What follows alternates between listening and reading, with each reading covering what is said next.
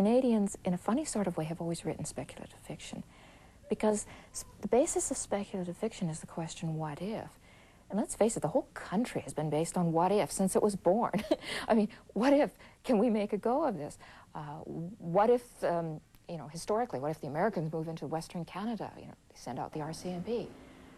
So I think if you, maybe I'm just speculating here if you don't mind the phrase, but I think if you go back in Canadian writing literature, you're going to find those questions appearing all the time. They're not necessarily answered in a way that brings in technology or magic or the supernatural like a lot of speculative fiction does, but there's still elements of magic realism in there. There's elements of ghost stories. There's elements of mythology, native spiritualism. It's all there. And I think, in a way, speculative fiction is very, very natural to Canada. I think that what makes almost every real Canadian author, to some extent, a science fiction author, and a startling number of mainstream authors have written some science fiction, is indeed the looming presence of the environment in our lives, where it is much, I mean, the natural environment, which is much greater than it is in the States, for instance, where the temperatures are more moderate and the technology, with or without cause, is more trusted.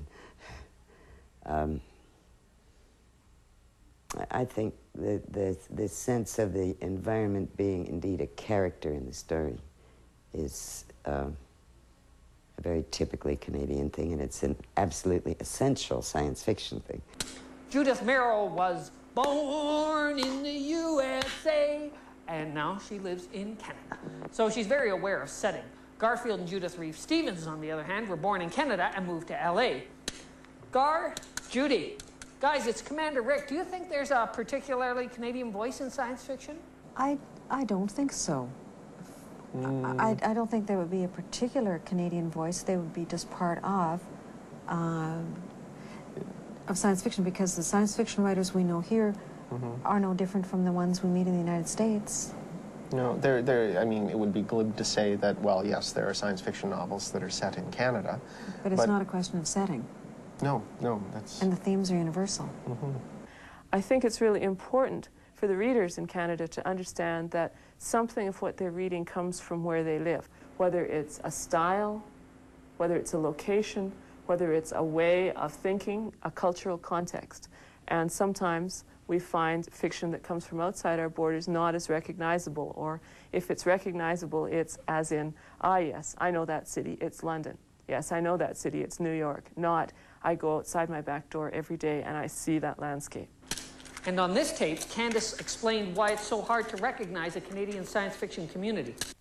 Canada owns only about 12% of its own book market, and as a consequence, most of the science fiction that people are reading who come to fan conventions, such as the one where this taping is taking place, are reading books that came across the border that are not written by Canadians, nor are they published by Canadians, and the money goes back to the U.S. And as a consequence, there has been some difficulty in recognizing a Canadian speculative fiction community, either of writers or publishers. Canada does not have the size of market to nourish its own homegrown science. I mean, you can barely make a living in mainstream writing in Canada because the market is so small, and when you subdivide it to take in one little genre like science fiction fantasy, they're just, the meat and potatoes isn't there.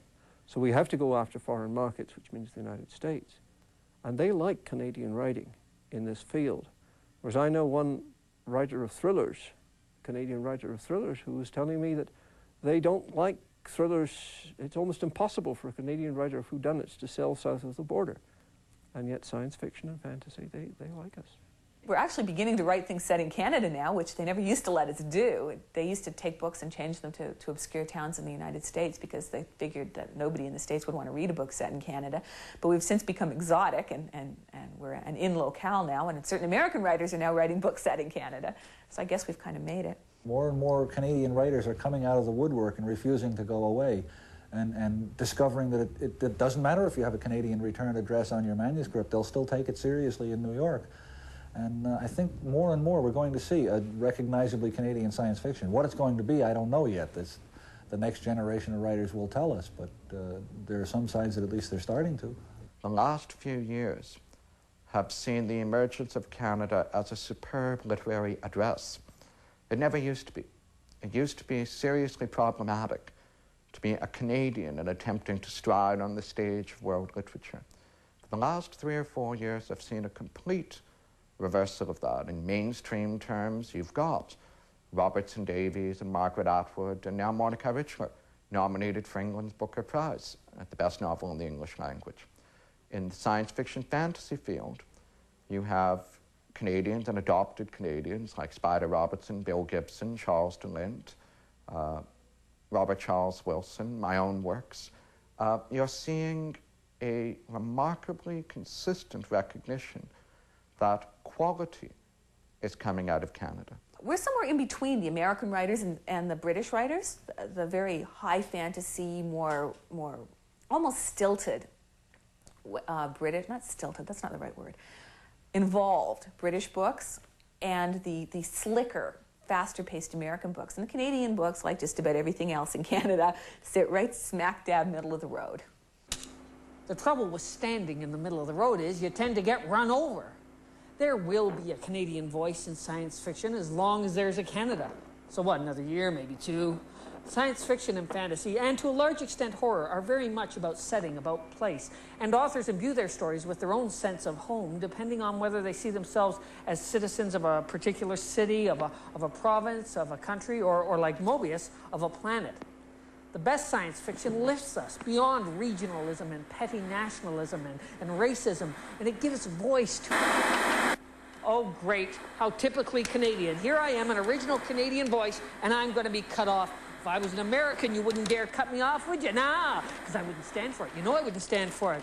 I'd have a big gun, a big laser blaster gun, yeah, and I'd melt your hat to your head and just like, or even worse, I'd have a lawyer and I'd sue you.